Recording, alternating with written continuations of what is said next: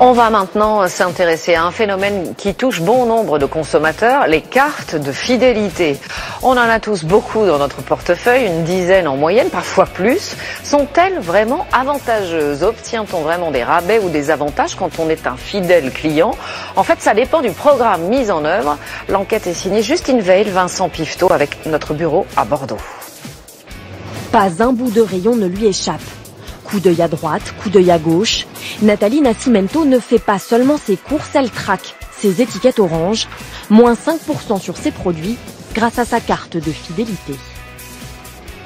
C'est vrai que des fois, oui, ça m'aide dans mon choix. Si je connais pas du tout un produit, autant de m'orienter dans celui qui sera avantageux pour moi. Comme cette étudiante en alternance, 88% des Français font leurs courses avec une carte de fidélité en poche. Un succès qui s'explique grâce au système de cagnotte mis en place par les supermarchés. Vous avez la carte fidélité ? Quelques centimes offerts sur certains produits achetés et au bout du compte, une somme à déduire sur son ticket de caisse. Aujourd'hui, j'ai gagné 42 centimes grâce à ma carte sur un montant de 13,11 €. Donc c'est un bon début.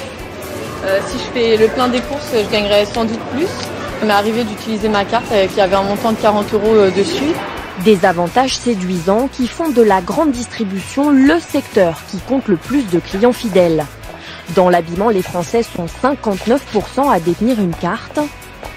49% en possèdent une en parfumerie.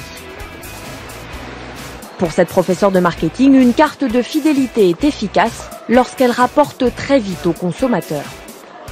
Les programmes de fidélité qui intéressent le plus, ce sont ceux qui proposent plutôt du cash. Plus l'effet est immédiat, plus ça va les intéresser.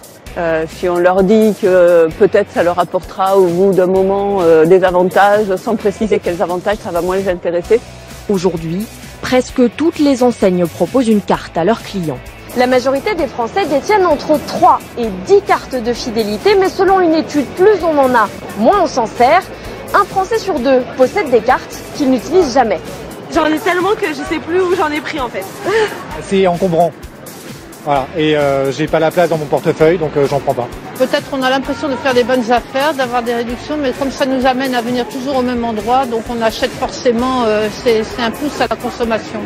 Et même Nathalie Nascimento l'avoue, avec sa dizaine de cartes parfois, la tentation est forte. Parce que j'ai un bon de réduction, oui, ça m'arrive de justement craquer et de me dire ouais, je vais prendre ce produit. Pourtant, je sais que j'en ai pas besoin, mais j'ai un bon d'achat, donc autant l'utiliser.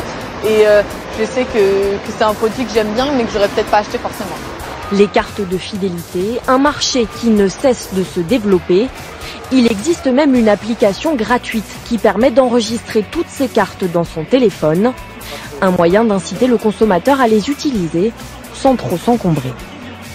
On vient de le voir, les cartes de fidélité, ce n'est pas toujours une aubaine pour le consommateur. Pour les enseignes, en revanche, c'est un système qui fonctionne bien.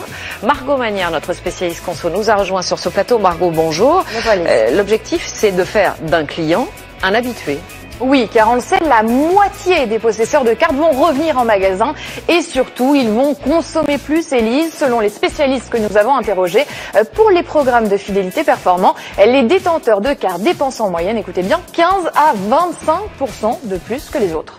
Et puis, ces cartes, c'est aussi la possibilité pour les enseignes de ficher, en quelque sorte, leurs clients, non? Oui, ça permet de connaître leurs moindres faits et gestes, quel produit vous achetez, dans quelle quantité, à quelle fréquence. C'est pour ça que si vous prenez des couches pour la première fois chez un distributeur, vous allez probablement recevoir des bons de réduction pour des petits pots, par exemple. Mais ça coûte quand même de l'argent aux entreprises, j'imagine. Oui, entre 1 et 5% de leur chiffre d'affaires. Alors ça paraît beaucoup, mais apparemment ça vaut le coup, car ça permet d'économiser des milliers d'euros de publicité.